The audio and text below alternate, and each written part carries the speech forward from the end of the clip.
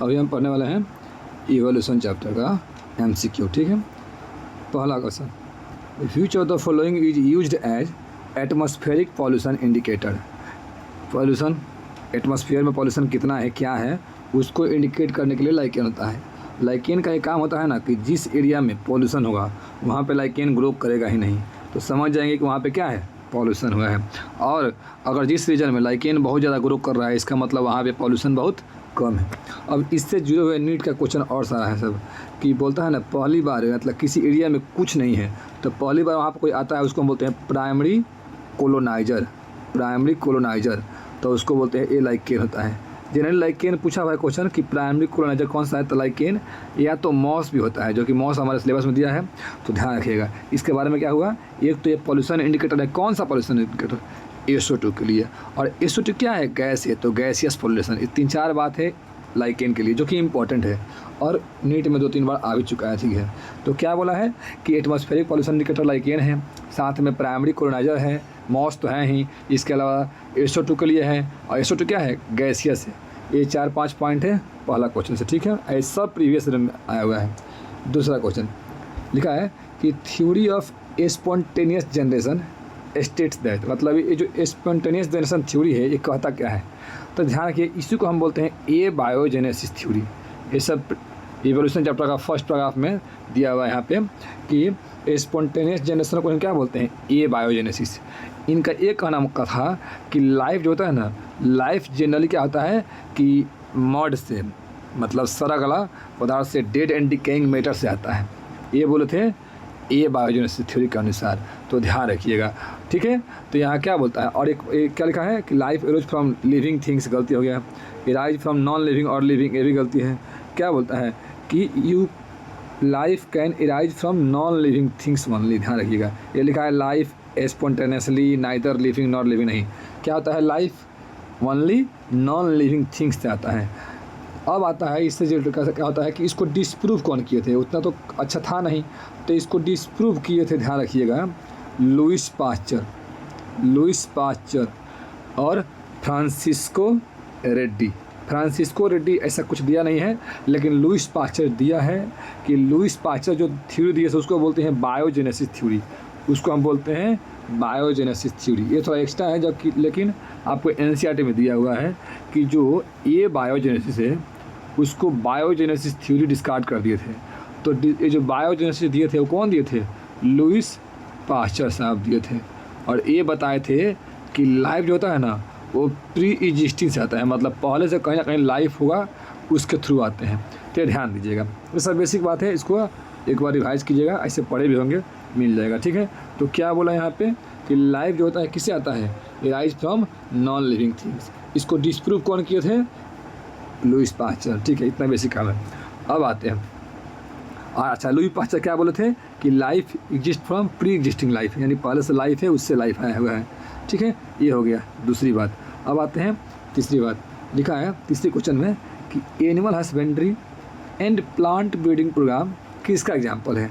तो ध्यान रखिएगा, जो एनिमल हस्बेंड्री करते हैं, जो हम पशुपालन करते हैं या कोई भी प्लांट, नया प्लांट हम उगाते हैं क्रॉस कराकर, तो अपने फ़ायदे के लिए उगाते हैं, अपने बेनिफिशियल इसको निकालते हैं, तो आर्टिफिशियल सेलेक्ट करिए है। इसको देखिए, जब कोई चीज़ को नेचर सेलेक्ट करता है, नेचर सेलेक्ट करता है मतलब धीरे धीरे करके किसी एरिया में किसी पर्टिकुलर टाइप का स्पीसीज बढ़ जाता है, इसका मतलब उसको नेचर सेलेक्ट किया है। हम क्या किए हैं, अपने फ़ायदे के लिए हम एनिमल को हस्बेंड्री करते हैं। दूध अच्छा चाहिए, दूध का क्वालिटी चाहिए, तो उसको हम चेंज करने के लिए हम क्या करते हैं, एनिमल हस्बेंड्री करते हैं, या तो हम प्लांट का क्वालिटी चेंज करने के लिए हम करते हैं। तो ये सब क्या है, आर्टिफिशियली सिलेक्ट, हम सिलेक्ट कर रहे हैं, ह्यूमन के द्वारा सिलेक्ट किया गया है। ठीक है, अपने यूज के बेसिस पर हम अपने अलग अलग प्लांट, अलग अलग एनिमल्स को हम तैयार करते हैं। ठीक है, तो ध्यान रखिएगा, ये भी क्वेश्चन पूछा हुआ है। तो एनिमल हस्बेंड्री और प्लांट ब्रीड का किसा है, आर्टिफिशियल सिलेक्शन है, ध्यान दीजिएगा। अब आते हैं चौथा क्वेश्चन, लिखा है पैलियोंटोलॉजिकल एविडेंस फॉर इवोल्यूशन। तो इसको बोलते हैं पैलियोंटोलॉजिकल, मतलब क्या होता है, यहाँ जो पढ़िएगा तो study of fossils, study of fossils, ये भी क्वेश्चन पूछ चुका है। तो अच्छा, study of fossils, generally fossils ना मेनली सेडिमेंट्री रॉक में होता है, सेडिमेंट्री रॉक में मिलता है, सेडिमेंट्री रॉक में, भी क्वेश्चन पूछ चुका है। तो जो भी अभी 4 क्वेश्चन है, चारों क्वेश्चन पूछा हुआ है, ठीक है, प्रीवियस ईयर में। तो बोला क्या है कि जैसे ही पैलियोंटोलॉजी आई, इसका मतलब कहीं ना कहीं फोसिल्स का स्टडी के लिए बोला गया है, ठीक है, ध्यान रखिएगा। आगे आएगा क्वेश्चन अभी। अब बोला यहाँ पे क्या, अब आया है the bone of 4 limb of well, bat, चीता और मैन। ये जो है ना वेल, बैट, चीता और मैन का जो 4 लिम्ब है, यानी क्या है, हाथ है, हाथ का बोन, ये जो चारों का है सिमिलर होता है इन स्ट्रक्चर। ये बोला है चारों का जो बनावटी है सिमिलर है। तो इसका क्या मतलब है, इसका मतलब एक कॉमन ऑरिजिन शो करता है। तो बेसिक बात है जिसको हम लोग पढ़ते हैं जनरली, क्या होता है, एक पढ़ते हैं क्या होता है AC और एक पढ़ते हैं HD। होमोलोगस ऑर्गन को बोलते हैं डाइवर्जेंट और एनालोगस को बोलते हैं कन्वर्जेंट। ये भी क्वेश्चन पूछ चुका है। AC है जो HD में दिखता है, AC में बैठकर HD मूवी देखेंगे। तो क्या बोले हम, AC मतलब एनालोगस, और ये क्या हो गया कन्वर्जेंट, होमोलोगस, डाइवर्जेंट, AC और HD। ये भी क्वेश्चन पूछा हुआ है, ठीक है। तो इसमें क्या बोलता है कि इसमें क्या होता है कि कॉमन ऑरिजिन फंक्शन डिफर। इसमें क्या होता है, ऑरिजिन डिफर, कॉमन फंक्शन। ये कितनी बार रिपीट किया है, बहुत ही इंपॉर्टेंट टॉपिक है ये बहुत बार पूछा भी है, ठीक है। तो ध्यान दीजिएगा, इसको आप देख लीजिएगा। आगे आते हैं। अब बोला यहाँ पे छठा क्वेश्चन कि एनालॉगस ऑर्गन, फिर वहीं आ गया कि AC में बैठ कर क्या करना है, HD मूवी देखना है। तो HD तो यहाँ पर नहीं ना है, ये क्या है AC है, ये मतलब एनालॉगस, और C मतलब कन्वर्जेंट, ठीक है, ध्यान रखिएगा। जैसे ही बोलेगा इसमें क्या है, ऑरिजिन डिफर है, ऑरिजिनेट अलग अलग हुआ है, लेकिन फंक्शन जो भी है सेम है। फंक्शन क्या है, सेम है। तो ये ध्यान रखिएगा, फंक्शन क्या है तो सेम है AC कंपेयर में। आगे आते हैं 7 नंबर क्वेश्चन। लिखा है कि P + Q का स्क्वायर इक्वल टू होता है P² + 2PQ + Q² equal to 1।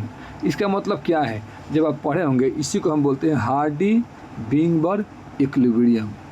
और ये किसको डिनोट करता है, तो ये डिनोट करता है पॉपुलेशन जेनेटिक्स को। ये डायरेक्ट नीट में ऐसा कुछ नहीं पूछा है कि पॉपुलेशन जेनेटिक्स कर, लेकिन ये अच्छा क्वेश्चन बन सकते हैं। तो ध्यान रखिएगा कि ये जो इक्वेशन है इसको हम बोलते हैं हार्डी-विंगबर्ग इक्विलिब्रियम, लेकिन इसको हम क्या बोलते हैं, पॉपुलेशन जेनेटिक्स, नॉन मेंडेलियन। देखिए बहुत लोग मेंडेलियन लगता है, लेकिन क्या होता है पॉपुलेशन जेनेटिक्स। अच्छा, इससे रिलेटेड क्या पढ़ते हैं, ध्यान रखिएगा। जो P² क्या बोलते हैं, Q² क्या बोलते हैं, और 2PQ क्या बोलते हैं, ये भी क्वेश्चन पूछ चुका है। तो ध्यान रखिएगा, जो होता है ना P², इसको हम क्या बोलते हैं, होमोजाइगस डोमिनेंट, इसको हम बोलते हैं होमोजाइगस रिसेसिव, ठीक है। और 2PQ को बोलते हैं हेट्रोजाइगस। जब भी हेट्रोजाइगस देगा तो आपको 2PQ लेकर चलना है। होमोजाइगस में आपको P² और होमोजाइगस रिसेसिव में Q²। तो ये जो लाइन है आप एक बार देख लीजिएगा, आवाज़ सही रहे क्योंकि थोड़ा सा रफ हो रहा है, ठीक है। आगे आते हैं नेक्स्ट क्वेश्चन।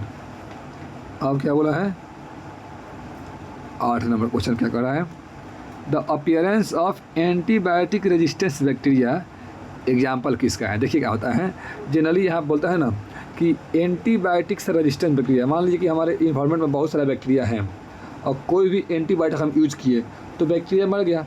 तो क्या बोलता है ना कि इसमें कुछ बैक्टीरिया ऐसे हैं जिसमें हरदम कुछ ना कुछ क्या होता है, म्यूटेशन होते रहता है। तो क्या हुआ, जब हम एंटीबायोटिक डालेंगे तो बहुत सारे बैक्टीरिया मर जाएंगे, लेकिन जो बैक्टीरिया बच जाएंगे, जो म्यूटेट हुए हैं, वो अपने आप को फिर सर्वाइव करेंगे और फिर सर्वाइव करके फिर म्यूटेशन करके मतलब फिर उसका प्रोजेनी अपना बढ़ा देंगे और फिर बहुत सारे स्पीसीज बढ़ जाएंगे।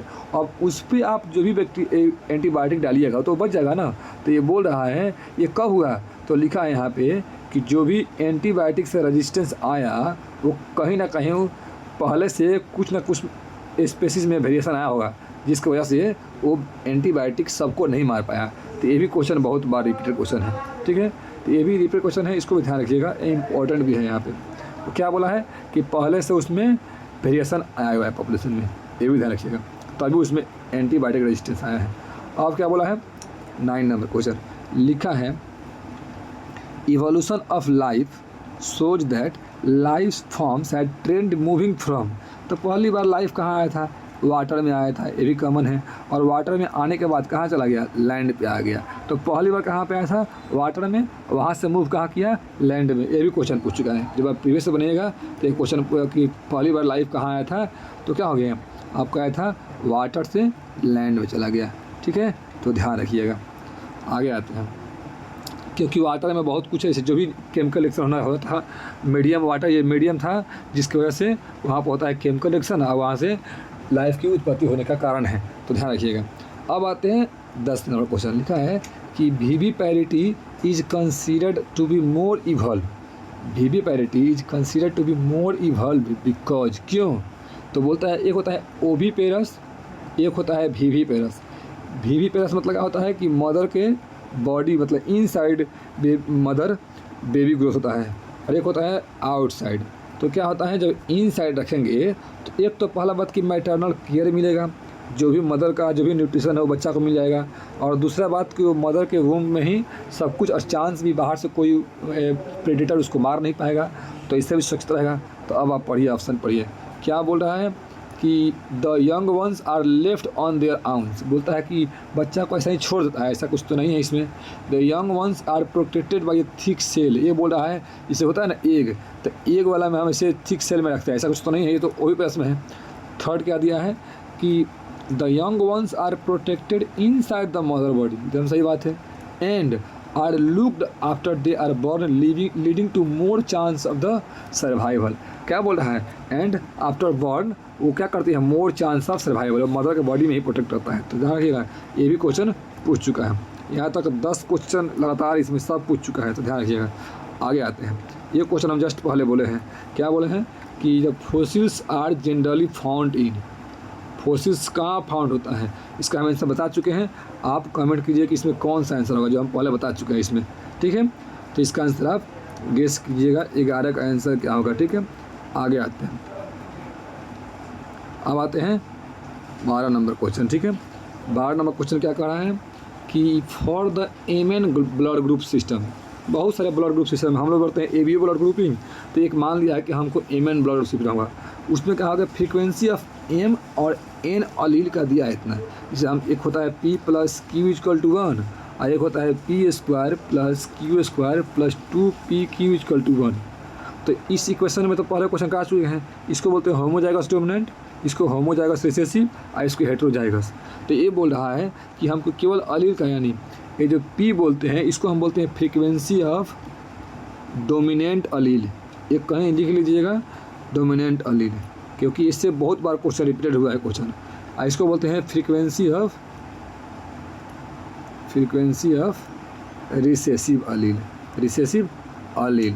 तो बोल रहा है यहाँ पे, आप देखिए यहाँ पे, अब देखिए क्वेश्चन बनाइए, सिंपल क्वेश्चन बोला है कि उसमें फ्रीक्वेंसी दिया है पी का और यू का, पी और क्यू का, पी और क्यू का दिया है। तो बोल रहा है कि आप फ्रीक्वेंसी निकालिए एमएन ब्लड ग्रुप में, एक्सपेक्टेड एमएन ब्लड ग्रुप पर भागिएगा। तो इसमें बोलता है ना, जब एमएन का निकालना है इसमें, मतलब एम और एन का, तो आप क्या पढ़े हैं, या तो पी पढ़े हैं, या तो क्यू स्क्वायर पढ़े हैं, या तो 2PQ पढ़े हैं। तो कभी कभी क्या होता है ना कि आपको 2PQ ना देकर केवल PQ देता है, तो आपको ये समझना है कि चाहे 2PQ दे या PQ दे, आपको निकालना 2PQ ही है, क्योंकि ये क्वेश्चन रिपीट हुआ है, इसका फेमस सबको याद रहता है। तो हम क्या करेंगे, 2 × P × Q करेंगे, तो क्या हो जाएगा, 7 × 21 × 42, यानी 2 × 0.3 × 0.7 कर देंगे, हो जाएगा 42%। एक क्वेश्चन आया हुआ है, उसमें आंसर प्रीवियस में पूछा है, उसमें 48% रहता है, लेकिन यहाँ पे क्या है 42। एक क्वेश्चन ध्यान रखिएगा, ये क्वेश्चन इंपॉर्टेंट भी है और हर एक टेस्ट में कहीं ना कहीं आता भी है। लगता है जनरली क्या कि आपको यहाँ पे एमएन दिया है, यानी P × Q कर देंगे, और जब P × Q करेंगे वैसा ऑप्शन भी दिया भी नहीं है, यानी ईजी कर दिया है। नहीं तो वहाँ पे ऑप्शन रहता है यहाँ पे कि 7 × 21%, लेकिन यहाँ पे क्या हुआ है 42%, यानी जब पूछे तो 2 × PQ करना है। ठीक है, ध्यान दीजिए। अब आते हैं 13 नंबर क्वेश्चन। 30 क्या कहता है कि which type of selection explain industrial melanism observe in moth, यानी बिस्टन बिटुलेरिया। ये बिस्टन बिटुलेरिया का जो हम लोग पढ़े हुए हैं इंडस्ट्रियल मिनरलिज्म में, वो किस तरह का सिलेक्शन है। तो आपने सिलेक्शन 3 तरह का पढ़ा होगा, stabilising, directional, destructive. Stabilising, directional, disruptive. इसमें क्या होता है, एवरेज कैरेक्टर लेते हैं। इसमें क्या होता है, एक पर्टिकुलर डायरेक्शन में, और इसमें दो साइड लेते हैं, दो पीक बनता है। तो ध्यान रखिएगा। तो ये बोल रहा है ना कि इस जो हम पढ़े होंगे इंडस्ट्रियल मैनेजम, बिफोर इंडस्ट्री क्या था, वाइट वाला सर्वाइव कर रहा था, लेकिन जैसे ही इंडस्ट्री आया तो ब्लैक वाला आ गया, ब्लैक सर्वाइव कर रहा था। तो देख रहे हैं इंडस्ट्री के आते ही एक पर्टिकुलर सर्वाइव करने लगा, यानी एक डायरेक्शन में चला गया। पहले क्या था, वाइट सब था, आज जैसे ही इंडस्ट्री आया सूट और ये सब धूल कर्ण से बच गया कौन, ब्लैक वाला, यानी एक पार्टिकुलर में चला गया। तो जब भी एक पार्टिकुलर डायरेक्शन में जाएगा तो ध्यान रखिएगा ये डायरेक्शनल है। ये बहुत इंपॉर्टेंट क्वेश्चन है और बहुत बार टेस्ट में आया भी है कि इंडस्ट्रियल मैनेजम किस तरह का सिलेक्शन होता है। तो किस तरह का होता है, तो डायरेक्शनल होता है। ठीक है, इसको एज इट इज याद करना है क्योंकि ये भी पूछ चुका है। आगे आते हैं, अभी तक जितना क्वेश्चन हुआ है कहीं ना कहीं वो प्रीवियस में है और एनसीईआरटी का आपको पूरा ओवरव्यू दे रहा है। ठीक है, तो इसको हर एक क्वेश्चन को प्रीवियस की तरह इसको रिमेंबर करें। ठीक है, आगे आते हैं। 14 नंबर क्वेश्चन कर रहा है कि most accepted line of descent of human evolution, यानी जो ह्यूमन हम इवॉल्व हुए हैं उसका एक प्रॉपर सीक्वेंस देखिए। तो जनरल देखिए हम क्या पढ़ते हैं, जनरल क्या पढ़ते हैं, ऐसे पढ़िएगा तो ऐसे देखिए, ड्रायोफिथिकस, रामाफिथिकस, ऑस्ट्रेलोपिथिकस, होमो हैबिलिस, होमो इरेक्टस, निएंडरथल, क्रो-मैग्नन, होमो सेपियंस। ये बेसिक बात है। ठीक है, ये ऐसे सीरीज चलता है, आपने पढ़ा भी होगा। तो आप देख लीजिए यहाँ पे क्या बोला है, ऑस्ट्रेलोपिथिकस, रामाफिथिकस, यही गलती हो गया, उल्टा हो गया। होमो इरेक्टस, होमो हैबिलिस, ये भी गलती हो गया। रामाफिथिकस, होमो हैबिलिस, होमो इरेक्टस, होमो सेपियंस, एकदम सही बात है। और ये तो कितनी बार रिपीट गई, जितनी बार कोई कम है, बहुत बार रिपीट हुआ है क्वेश्चन जो हम लोग का एवोल्यूशन है। ठीक है, इसको ध्यान रखिएगा। आगे आते हैं, यहाँ पे उल्टा कर दिया है। आगे आते हैं, अब बोल रहा है यहाँ पे कि लोब फिन्स बोल रहा है कि लिंक स्पेसीज कौन सा होता है। लिंक मतलब ऐसा कौन सा स्पेसीज है दो लिंक करता है, मतलब समझ में आएगा यहाँ पे। जानते हैं ये बहुत पहले पूछता था, अभी तो इसमें ऐसा कुछ है नहीं, लेकिन ये कहीं पूछ सकता है। तो एक होता है लोब फिश। लोब फिश होता है ना कि ये ना लोब फिश जनरली फिश और एम्फीबियंस का लिंक है, मतलब ये दोनों में आता है, फिश और एम्फीबियंस में। कुछ गुण इससे मिलता है फिश से और कुछ गुण एम्फीबियंस से। तो ऐसा कहा गया है ना कि लोब फिश फिश से आया है और एम्फीबियन किससे आता है, लोब से, मतलब लोब फिश से आया है। तो कहीं ना कहीं लिंक, कनेक्टिंग लिंक होता है कौन, लोब फिश। इसको एज इट इज याद रखिएगा। पहले पूछता भी था कि लोब फिश किससे लिंक होता है, तो फिश और एम्फीबियन से। बस अब ध्यान रखिएगा कि ये फिश एंड एम्फीबियन से लिंक रहता है, इसे होते हैं, इसको बोलते हैं कनेक्टिंग लिंक। ध्यान रखिएगा। अब आगे आते हैं, अब यहाँ पे कि शायद सेकेंड लास्ट क्वेश्चन नहीं है, दो क्वेश्चन बताएं। आगे आते हैं 16 नंबर। लिखा है कि साइंटिस्ट जो दिए हैं ये सब साइंटिस्ट हैं, इनके बारे में डिटेल बताइए। देखिए पहला क्वेश्चन, डार्विन क्या बोले थे, डार्विन तो नेचुरल सिलेक्शन दिए थे, तो सबको पता है, या सर्वाइवल ऑफ द फिटेस्ट दिए थे। आगे आते हैं, ध्यान रखिएगा। ओपेरिन क्या दिए थे, तो ए बायोजेनेसिस जो बताए थे, वहाँ पे जो गैस लिए था CH4, NH3, वाटर वेपर, ये सब H2 गैस, तो ये ध्यान रखिएगा। एज दिया है एनसीईआरटी में, ये भी दिया है। लैमार्क पता ही है, यूज और डिस्यूज किए थे।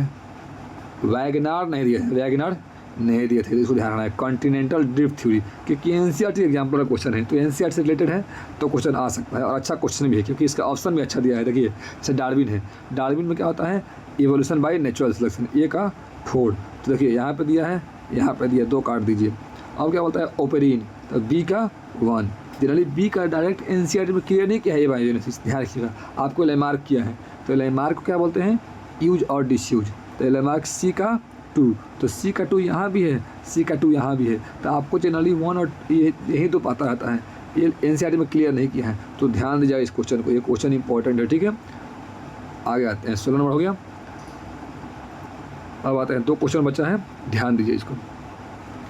लिखा है इन 1953, पहला बात तो 12 का जो भी ईयर्स है उसको याद रखना है।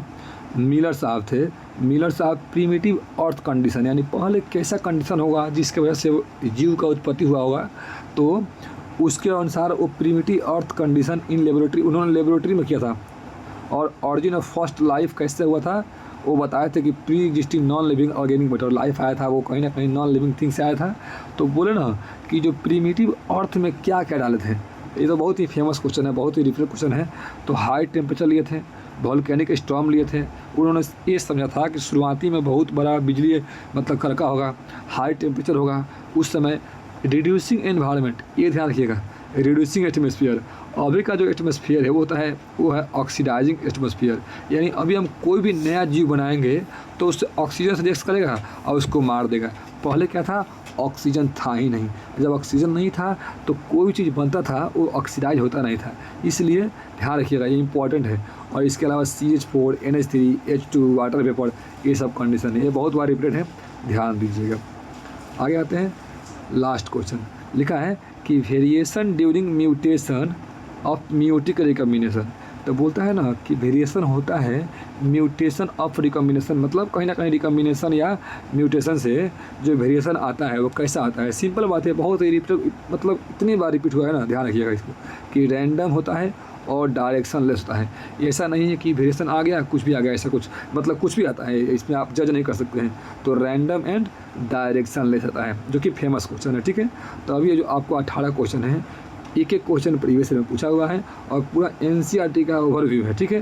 तो हर एक क्वेश्चन को देखिए और जो भी इससे रिलेटेड हम क्वेश्चन बताए हैं वो भी कहीं ना कहीं प्रीवियस में पूछा हुआ है, ठीक है। तो अच्छा से इसको देखिए और एग्ज़ाम के लिए रिवाइज करते रहिए, ठीक है। जो भी डाउट हो कमेंट कीजिए, सब्सक्राइब कीजिए, ठीक है। थैंक यू, मिलते हैं नेक्स्ट वीडियो में।